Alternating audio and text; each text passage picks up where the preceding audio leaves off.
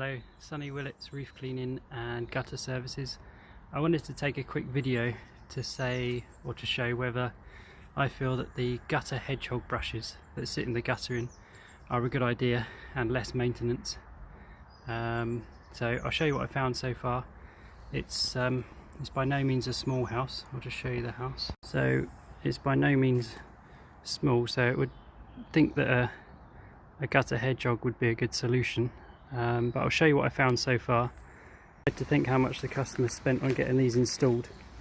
But there we are, that's what I found so far. And these haven't been in very long, they've only been in about a year.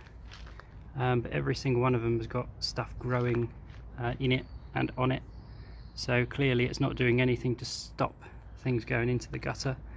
I feel a bit like a fisherman who's got his fish out on the seashore to see his catch, but this one was particularly nice. That's just above a downpipe, so there's no way that was going to run. So yeah, now they're having to pay to get them ripped out. And what you could do, you could clean them, put them back in, but there's absolutely no point because they'll be like this again. So they're certainly not a maintenance free option. Say that the idea with these hedgehogs is that the leaves and things, they'll run off the roof. They'll then hit the brush, go over the top, and then you're just left with water underneath. But what you can see here is that it just grows inside the brush.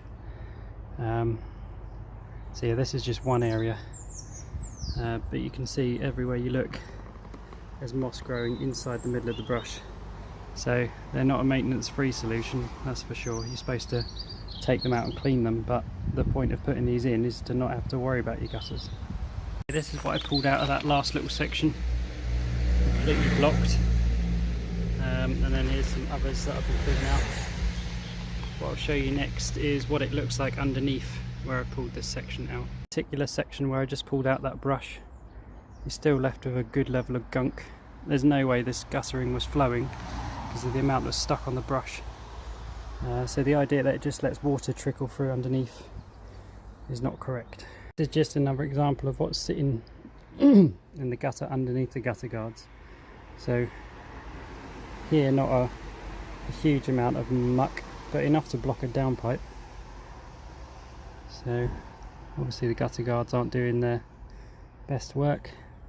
Trouble is, anytime you put something in that's going to reduce the capacity of a gutter, you're going to end up with problems. A good idea? No, I don't.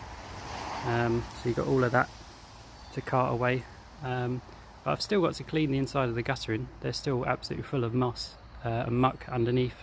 It's just a layer of sludge underneath, so the gutter guard, it just traps stuff.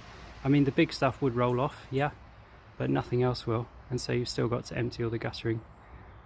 So they've had to pay for these to be disposed of and the guttering to be emptied and it to be cleaned, because when you pull the gutter guards out they absolutely splatter everywhere. So in my opinion they're rubbish, but that is only my opinion.